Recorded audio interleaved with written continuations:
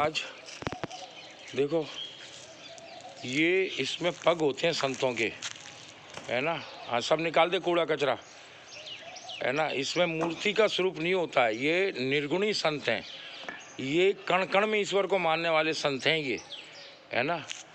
ये संत सुंदरदास जी कण कण में ईश्वर। अब ये देखो, ये नीचे से रेस्टोर कराना, नहीं नीचे से नहीं तो गिर जाएगा। ये पग है, एक मिनट पग को दिखाने दो। शाबाश, ये साफ कर लेंगे। हाँ, साफ कर लो। तो संतों के पग हैं और कुछ नहीं, है ना। और मेन बात ये है कि जो शिलालेख मिल रहे हैं ना, ये सब शोध का विषय है। किसने लगवाए, क्यों लगवाए, क्या उनका वो कारण रहा उस वक्त, किन किन लोगों ने सहयोग किया। मतलब ये पत्थर के लिखे शिलालेख हैं, तो जिन्होंने सहयोग किया ना, तो उनका भी तो वो योगदान रहा है। तो जो संत होते हैं वो तो होते हैं, मगर संतों का जो सहयोग करते हैं इतिहास में, वो भी अमर हो जाते हैं।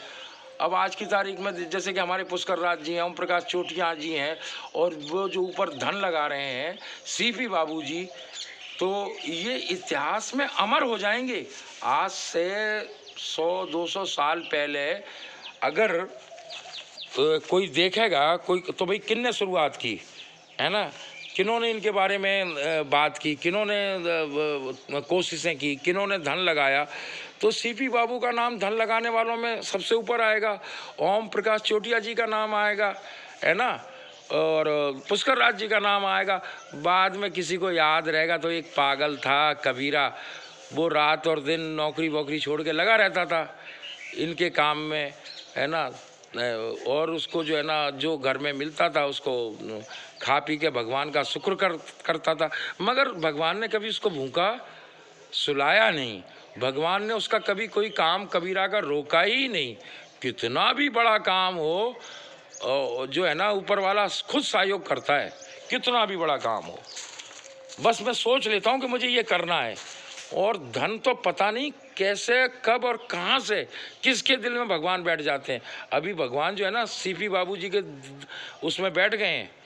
हाँ, ये मतलब आप ये मत समझना, ये जो भी कार्य होते हैं वो हरी इच्छा से ही होते हैं।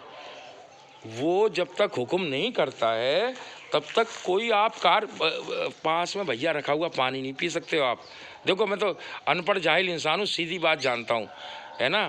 पैसे जेब में, कई बार मेरे साथ ऐसा मौका आया है कि प्यासा में 2-2 4-4 घंटे मरा हूँ, और खूब पैसे पड़े हैं, डैशबोर्ड में पड़े हैं मेरे 10-10 20-20 हज़ार रुपये जेब में पड़े, मगर पानी नहीं है, फंस गया।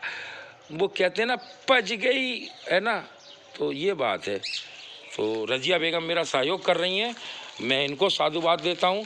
ये तमाम बातों को भूल कर अब ये साल 6 महीने में या तो ये मेरे रास्ते पे आ जाएंगी, या मैं जो है ना फिर चल दूंगा।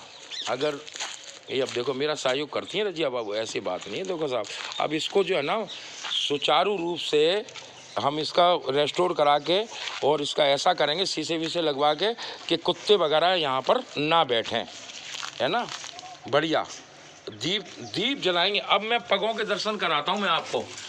ये इनमें क्या है कि पगी होते हैं, ये दादू पंथी जो है ना, इनमें पग होते हैं, इनमें कोई मूर्ति वगैरह नहीं होती है। मैं कई जगह आपको पग दिखाऊंगा सामने, जैसे कि वो है, उसमें पग है सामने, 2 पग उसमें भी हैं। तो हर साधुओं का ये अलग अलग वो होता है।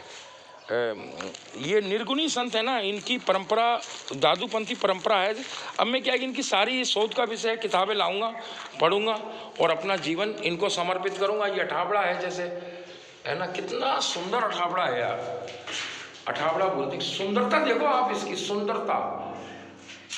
मैं आपको सिर्फ सुंदरता दिखा रहा हूँ, उसकी पेंटिंग जीवित पेंटिंग है। जैसे कि आपने कल्ली बनाई है ना, ये पहले खुला होता था, बाद में किन्हीं लोगों ने इनकी दीवारें करवा दी।